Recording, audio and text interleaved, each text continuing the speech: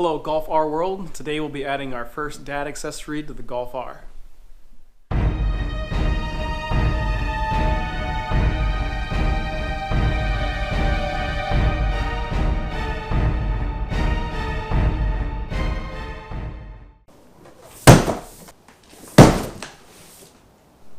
Alright, so this isn't going to be a car seat review. There's a lot of car seat models to choose from, and you'll likely want to do your own research and find one that suits your needs and the needs of your family. If you're curious about the two models that I picked up though, I'll go ahead and link those in the comments and you can check those out. What we're mostly trying to accomplish today is making sure that everything fits and getting to know the latching system inside the Golf R and seeing if we have to adjust the seats to accommodate the fitment of those car seats in the back. So in addition to picking up the car seats, I also picked up these two car seat mats. As you know, the inside of the Golf R is leather and can cause some problems. These are the, if I can show you here, the Royal Oxford car seat mats that I picked up on Amazon. They had some good reviews and they were rated as being really good for leather interiors. So they got these kind of beads in the back, but the reviews stated that they didn't really cause any markings inside the leather. And so these are a good idea, I think, to pick up just to make sure that you don't mark up that interior any and keep it looking as nice as possible. Alright, so these are the two models that I picked up for the Golf R. The rear-facing car seat for the little one just has a standard 2-point lower latching system. Nothing really special there, so it's going to go into those two harness points in the back rear of the seat.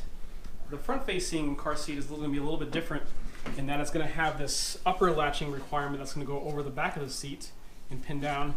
And then it has the standard two lower anchor points as well. So let's go take a look and see how that's going to look like in the Golf R and if we have all those necessary latching points.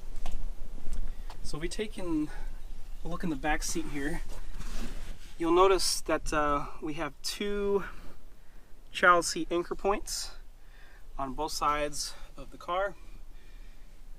And if you just stick your finger inside of here on these covers, you can just pull, and now we have access to the latching bar there.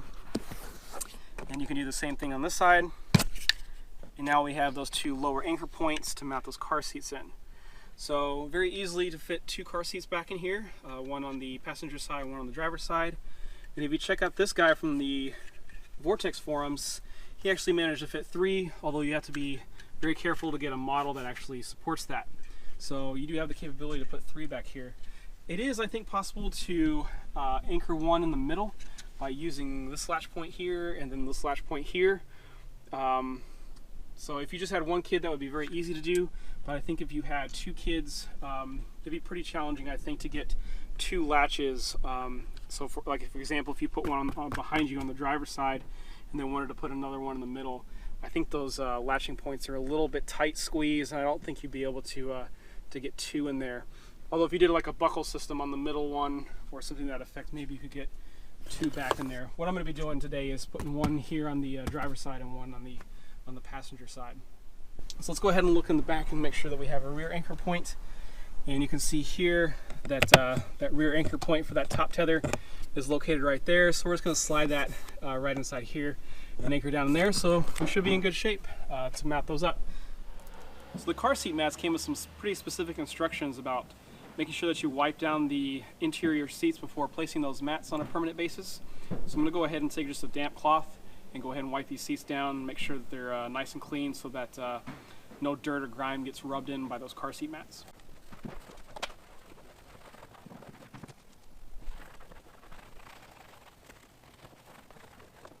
Alright, so these are the car seat mats again, and they have this kind of nice red sporty stitching to them, and I think they're going to be a good fit. We're just going to take this and loop it around the back headrest here and just kind of lay it, and that should keep our leather in the back rear seat looking nice. Okay, so there was nothing to install on those. I just wrapped them around the headrest right here and tightened them up, and I think they turned out pretty good. Seems like a pretty minor investment to keep the leather looking good. And hopefully don't have any problems with these beads here, but I read some reviews and they said nobody's had any problems with that on some nice leather interiors. They look pretty sporty and nice. Seems like a pretty good investment to make sure that things stay looking good. And got some pockets down here to store, knickknacks or stuff for the kids.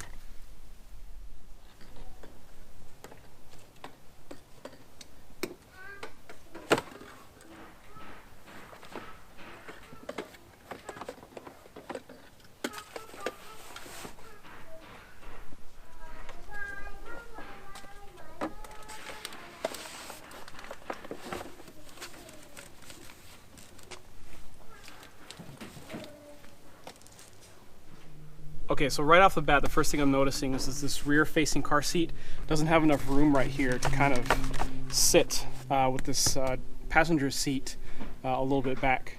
So I'm gonna have to move the passenger seat up, it looks like quite a bit, in order to get that car seat to rest properly. So I'll go ahead and pull the lever and move that forward. And it looks like it's going to have to come up all the way to the second latch forward for that car seat to rest without rubbing on the back there. And actually, based on what I'm seeing here, it's going to have to come all the way forward. So I'm going to move that all the way. And with it moved all the way, now I can actually stick my fingers back here and it's not rubbing anymore. So hopefully you guys can see this, but the car seat mat has this gap right here, and it's going to make it really easy to slot these latching systems right here. Should be able to get a good click right there, and then do the same for the other side over here. Basically, you're just going to push that down. These things are never super easy to do. Okay, got a good click on that one. And yep, and now that's not rubbing against the seat anymore, and looks pretty good. And our ball is centered, and now it just needs to be tightened down. So there you go, rear-facing car seat installed, but had to move the passenger seat all the way forward in order to make that happen. Now my wife is pretty short at 5'2", and I already had her sitting here, and she was pretty comfortable. But I think if you're going to be over 5'4", and you're going to be putting a rear-facing car seat in here, I don't think that's going to work out very well for you. If you just have one kid though, you could probably put this in the middle seat, and then you wouldn't have a problem because you would have the space in between the seats, and that wouldn't be an issue. But if you're going to be putting one like I am, this whatever seat you're putting that behind is going to have to go forward. If I had put this behind the driver's seat, I'm 5'6", which is a little on the shorter side, but I would not be able to drive comfortably with a rear-facing car seat in this vehicle. Alright, so now let's get the other one going. This has a rear harness, which we're going to be sliding into this gap right here and kind of pulling that out. And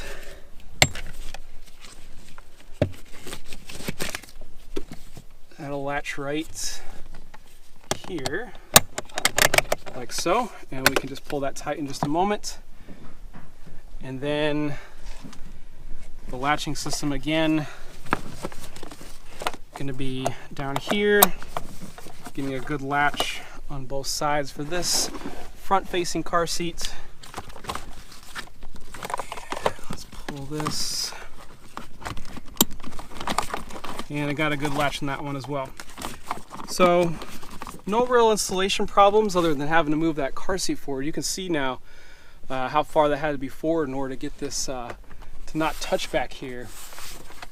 And this is a model that's definitely on the slimmer side, and it was one of the smaller models. So maybe do some more research if this is going to be a big concern for you, and see if you can find one that's a little bit more compact. But to be honest, this is about as compact as they get. And so if you have a rear-facing child, the middle portion is definitely looking like the solution for you.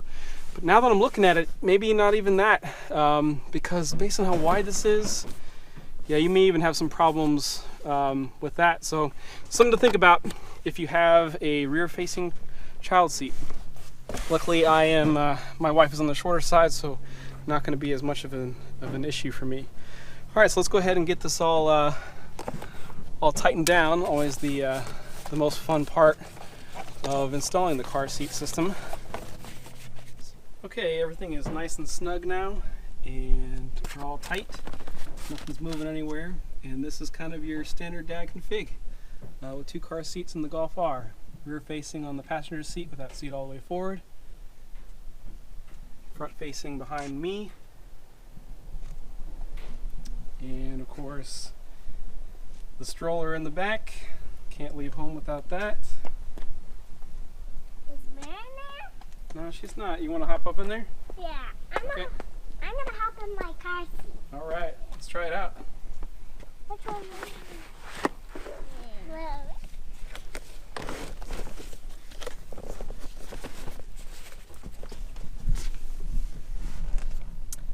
All right, what do you think? Good, I love it. Okay, so you may encounter a situation where you maybe need to carry a couple passengers, but you have the car seat still with you. So let's see if we can pull these out and get them to fit in the Golf R and still fit a couple passengers in that stroller. Okay, so as you can see here, that if you do need to carry some passengers and need to stow the car seats in the rear that both do fit, I had to play a little bit of a puzzle game here to make sure that they both went in there. But I did eventually figure it out and got them both to fit. If you have this luggage system down here that kind of velcros to the bottom, those are really nice to have because it keeps these really secure and they don't move around and rattle and make noise as the car is driving.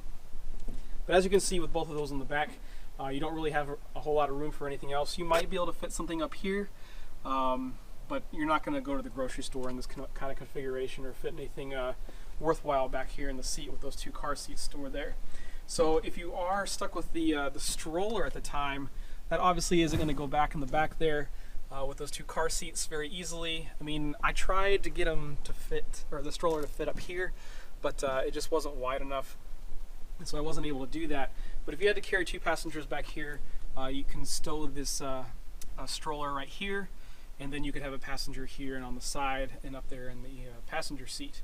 I did notice that I'm kind of scuffing down here a little bit with the wheels, so depending on how big your stroller is and how it's set up, that might be somewhat concerning to you.